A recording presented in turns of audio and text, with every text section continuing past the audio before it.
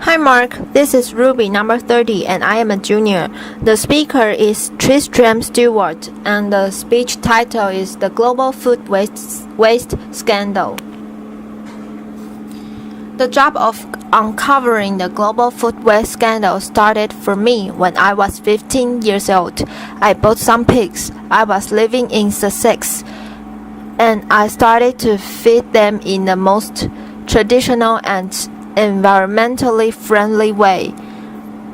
I went to my school kitchen and I said, "Give me the scraps that my school friends have turned their noses up at." I went to the local baker and took their stale bread. I went to the local greengrocer and I went to a farmer who was throwing away potatoes because they were the wrong shape or size for supermarkets. This was great. My pigs turned that food waste into delicious pork. I sold that pork to my school friends' parents, and I made a good pocket money addition to my teenage allowance. But I noticed that most of the food that I was giving my kids was in fact fit for human consumption, and that I was only scratching the surface.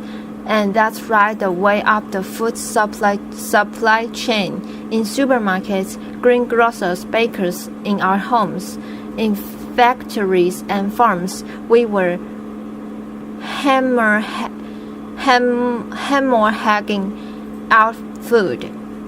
Supermarkets didn't even want to talk to me about how much food they were wasting. I'd been round the back. I'd seen bins full of food being locked and then trucked off to landfill sites, and I thought, surely there is something more sensible to do with food than waste it. One morning, when I was feeding my pigs, I noticed a particularly tasty-looking sun-dried tomato loaf that used to crop up from time to time. I grabbed hold of it, sat down, and ate my breakfast with my pigs. Laughter. That was the first act of what I later learned to call freeganism. Really an exhibition of the injustice of food waste and the provision of the solution to food waste, which is simply to sit down and eat food rather than throwing it away. That became, as it were, a way of confronting large businesses in the business of wasting food and exposing, most importantly, to the public, that when we're talking about food being thrown away, we're not talking about rotten stuff. We're not talking about stuff that's beyond the pale. We're talking about good, fresh food that is being wasted on a colossal scale. Eventually, I set about writing my book really to demonstrate the extent of this problem on a global scale. What this shows is a nation-by-nation breakdown of likely level of food waste in each country in the world. Unfortunately, empirical data, good hard states, don't exist, and therefore to prove my point, I first of all had to find some proxy way of uncovering how much food was being wasted. So I took the food supply of every single country and I compared it to what was actually likely to be being consumed in each country. That's based on diet intake surveys. It's based on levels of obesity. It's based on a range of factors that gives you an approximate guesses as to how much food is actually going into people's mouths. That black line in the middle of that table is the likely level of consumption with an allowance for certain levels of inevitable waste. There will always be waste. I'm not that unrealistic that I think we can live in a waste-free world. But that black line shows what a food supply should be in a country if they allow for a good, stable, secure, nutritional diet for every person in that country. and dot about that line. And you'll quickly notice that includes most countries in the world represent unnecessary surplus and is likely to reflect levels of waste in each country. As a country gets richer, it invests more and more in getting more and more surplus into its shops and restaurants, and as you can see, most European and North American countries fall between 150 and 200% of the nutritional requirements of their populations. So a country like America has twice as much food on its shop shelves and in its restaurants than is actually required to feed the American people. But the thing that really struck me when I plotted all this data, and it was a lot of numbers, was that you can see how it levels off. Countries rapidly shoot towards that 150 mark, and then they level off, and they don't really go on rising as you might expect. So I decided to unpack that data a little bit further to see if that was true or false. And that's what I came up with. If you include not just the food that ends up in shops and restaurants, but also the food that people feed to livestock, the maize, the soy, the wheat that humans could eat but choose to fatten livestock instead to produce increasing amounts of meat and dairy products, what you find is that most rich countries have between 3 and 4 times the amount of food that their population needs to feed itself. A country like America has 4 times the amount of food that it needs. When people talk about the need to increase global food production to feed those 9 billion people that are expected on the planet by 2050, I always think of these graphs. The fact is, we have an enormous buffer in rich countries between ourselves and hunger. We've never had such gargantuan surpluses before. In many ways, this is a great success story of human civilization, of agricultural surpluses that we set out to achieve 12,000 years ago. It is a success story. It has been a success story, but what we have to recognize now is that we are reaching the ecological limits that our planet can bear. And when we chop down forests, as we are every day, to grow more and more food, when we extract water from depleting water reserves, when we emit fossil fuel emissions in the quest to grow more and more food, and then we throw away so much of it, we have to think about what we can start saving. And yesterday I went to one of the local supermarkets that I often visit to inspect, if you like, what they're throwing away. I found quite a few packets of biscuits amongst all the fruits and vegetables and everything else that was in there, and I thought, well, this could serve as a symbol for today. So I want you to imagine that these 9 biscuits that I found in the bin represent the global food supply. Okay, we start out with 9. That's what's in fields around the world every single year. The first biscuits we're going to lose before we even leave the farm. That's a problem primarily associated with developing world agriculture. Whether it's a lack of infrastructure, refrigeration, pasteurization, grain stores, even basic food crates, which means that food goes to waste before it even leaves the fields. The next 3 biscuits are the foods that we decide to feed to livestock: the maize, the wheat, and the soya.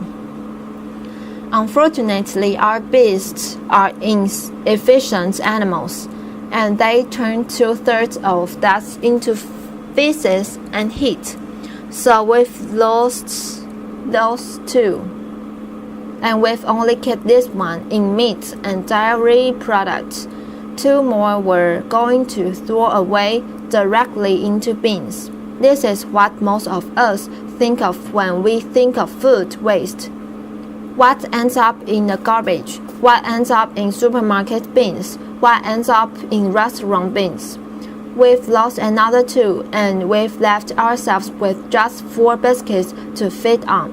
That is not a superlatively efficient use of global resources, especially when you think of the billion hungry people that exist already in the world. Having gone through the data, I then needed to demonstrate where that food ends up. Where does it end up? We are used to seeing the stuff on our plates, but what about all the stuff that goes missing in between?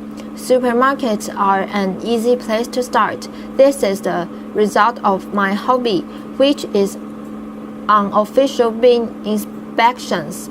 Laughter, strange you might think, but if we could rely on corporations to tell us what they were doing in the back of their stores, we won't need to go sneaking around the back, opening up bins and having a look at what's inside.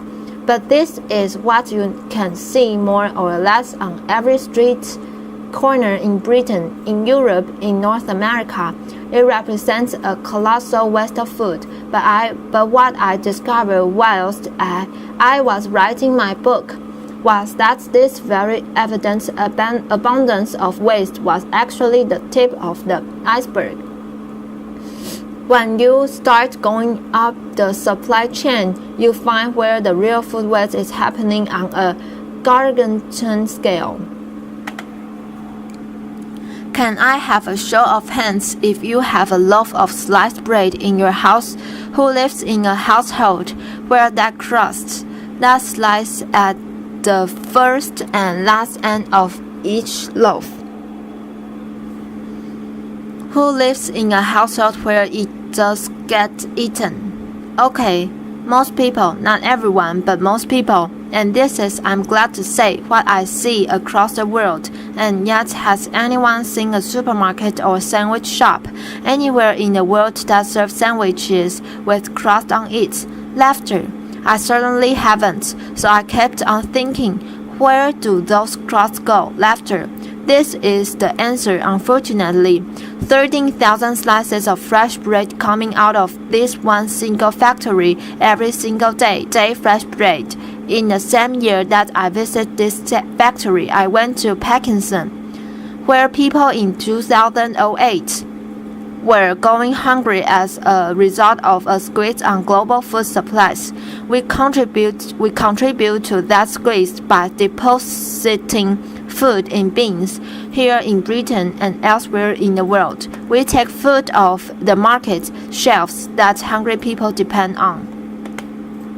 Go one step up and you get to farmers who throw away sometimes a third or even more of their harvest because of domestic standards. This farmer, for example, has invested £16,000 in growing spinach, not one leaf of which he harvested, because there was a little bit of grass growing in amongst it. Potatoes that are cosmetically imperfect, all going for pigs. Parsnips that are too small for supermarket specifications. Tomatoes in Tenerife, orange in Florida, bananas in Ecuador, where I visited last year, all being discarded. This is one day's waste from one banana plantation in Ecuador, all being discarded perfectly edible because they are the wrong shape or size. If we do that to fruit and vegetables, you bet we can do it to animals too: liver, lungs, heads, tails, kidneys, testicles. All of these things, which are traditional, delicious, and nutritious parts of our gastronomy, go to waste. Awful consumption has helped in Britain and America in the last 30 years. As a result, this stuff gets fed to dogs at best, or is incinerated. This man in Kashgar, Xinjiang province in western China, is serving up his national dish.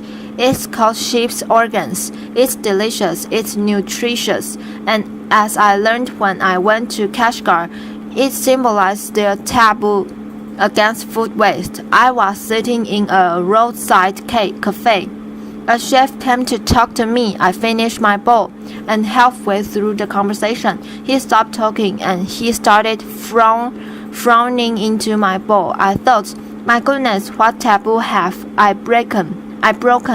How have I insulted my host?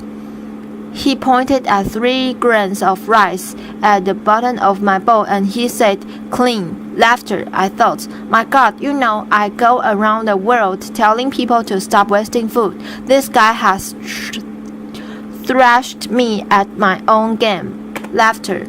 But it gave me faith. It gave me faith that we, the people, do have the power to stop this tragic waste of resources. If we regard it as socially unacceptable to waste food on a colossal scale, if we make noise about it, tell corporations about it, tell governments we want to see an end to food waste, we do have the power to bring about that change. Fish. 40 to 60% of European fish are discarded at sea. They don't even get landed. In our homes, we've lost touch with food. This is an experiment I did on 3 lettuces. Who keeps lettuces in their fridge? Most people. The one on the left was kept in a fridge for 10 days. The one in the middle on my kitchen table. Not much difference. The one on the right I treated like cut flowers. It's a living organism. Cut the slice off, stuck it in a vase of water. It was all right for another 2 weeks after this. Some food waste, as I said at the beginning, will inevitably arise. So the question is, what is the best thing to do with it? I answered that question when I was 15. In fact, humans answered that question 6,000 years ago. We domesticated pigs to turn food waste back into food. And yet in Europe, that practice has become illegal since 2001 as a result of the foot and mouth outbreak. It's unscientific. It's unnecessary. If you cook food for pigs just as if you cook food for humans, it is rendered safe. It's also a massive saving of resources. At the moment, Europe depends on importing millions of tons of soy from South America, where its production contributes to global warming, to deforestation, to biodiversity loss, to feed livestock here in Europe. At the same time, we throw away millions of tons of food waste which we could and should be feeding them. If we did that and fed it to pigs, we would save that amount of carbon. If we feed our food waste, which is the current government favorite way of getting rid of food waste, to anaerobic digestion, which turns food waste into gas to produce electricity, you save a paltry 448 kilograms of carbon dioxide per ton of food waste. It's much better to feed it to pigs. We knew that during the war. Laughter. A silver lining. It has kicked off globally. The quest to tackle food waste. Feeding the 5,000 is an event I first organized in 2009. We fed 5,000 people all on food that otherwise would have been wasted. Since then, it's happened again in London. It's happening internationally and across the country. It's a way of organizations coming together to celebrate food, to say the best thing to do with food is to eat and enjoy it, and to stop wasting it, for the sake of the planet we live on, for the sake of our children, for the sake of all the other organisms that share our planet with us. We are a terrestrial animal, and we depend on our land for food. At the moment, we are trashing our land to grow food that no one eats. Stop wasting food. Thank you very much. Applause. This is the end of my recording. Thank you for listening.